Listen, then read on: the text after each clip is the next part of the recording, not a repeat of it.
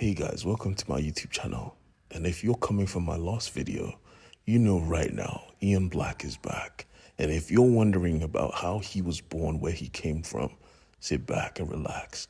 Today, we're covering the origin story of Ian Black, the most hated man on Mars. You see, contrary to normal belief, Ian Black had a good life, so to speak. He was a regular kid who used to be goofy and went into the Marines, and he came back a man, sending all his achievements and medals to his father. But the thing is, when he came back expecting to see his medals on display, his father just made it clear that, oh, your medals are in the closet.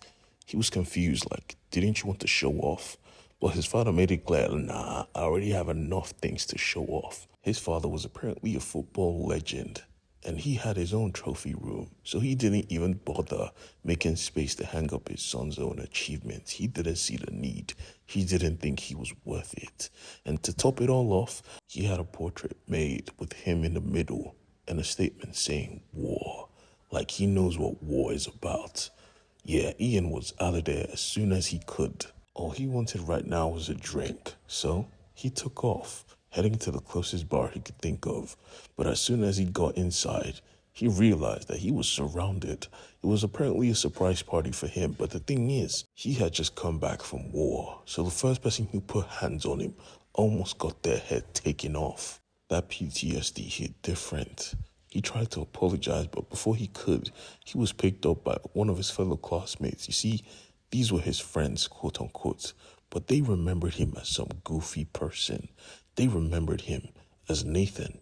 Nathan wasn't him. Nathan was his younger self. This is where we see the origin of Nathan as well. This was what he was like in high school. He was a man now, and he didn't have to take this rubbish. He left the bar really pissed off. Today has been horrible. But you see, one person followed him out. One person who truly was happy that he was back.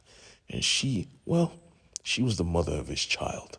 Fast forward a couple of years, he was back on redeployment. He was introduced to a man. This man was the head of the unit, Orca, the unit he was going to join. And this was his first introduction. The proposal was handed to him, but he didn't know what to do with it. He hadn't made up his mind. Fast forward a couple of more years, he had a kid, and he loved his daughter, and she loved him. But the thing is, she felt weird. She felt misunderstood, and her stepfather called her broken, just like her father. This pissed Ian off. He said, "You're not broken. None of us are." And at that moment, her mother came to pick her up and said she needed to talk to her father, and she left. But as soon as she was gone, she made it clear that this will be the last time you see your kid. You have had multiple DUIs this year. I don't want a man like you influencing my child. This hurt him. She was the only person he cared about in the entire world. She even doubled back to hand him a toy she got specifically for her father. He loved his daughter, and now he was supposed to say goodbye to her. This broke him. This made him sign the contract and join Orca. Now, if you're curious as to where we're getting this information from, we are getting it from Jin. She was apparently part of the Sword of God, and she and Nathan used to be lovers before. So she was confessing so she doesn't get tortured. She expresses how Nathan and his team were super effective, especially their leader, Jenna, who was a no-nonsense leader, making sure him and his boys were good till the end. They were a well-oiled machine, taking down nations with no casualty. Now, I'm just kidding. They killed everybody. They were basically two Deadpools, if I'm being honest. But that amount of killing only goes two ways. And one of the good ways was for Ian himself, because through the bloodshed, through the war, where he could have become a psychopath, he had hope. He had a dream that what he was doing was for the best. But his partner's hope died. Because where Ian saw hope, he saw death. He saw endless war. This had to stop. Unbeknownst to Ian, at this moment, his world, his partner, had changed for the worst. He went on to form the Sword of God, a unit of humanity that banded together to see humanity themselves as the enemy. Their goal was to kill everybody and end life. bringing eternal peace.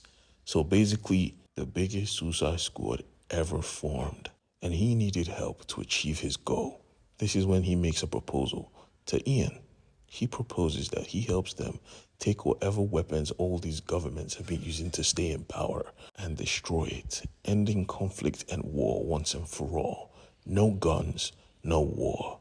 And Ian was down. Okay, I only have one rule. Anything we get, we destroy. And his partner agreed. The agreement was struck. But as we all know, this was a tremendously huge lie.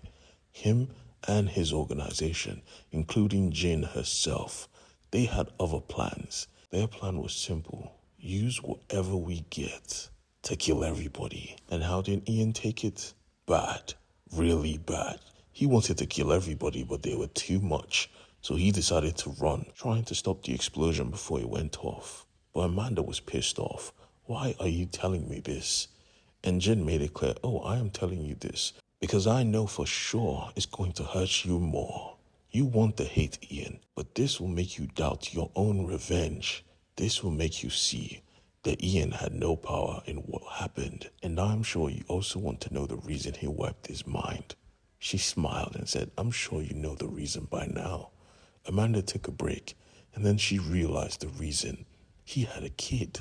Ian had a daughter he loved with all of his heart, who was in New York the day the bomb went off.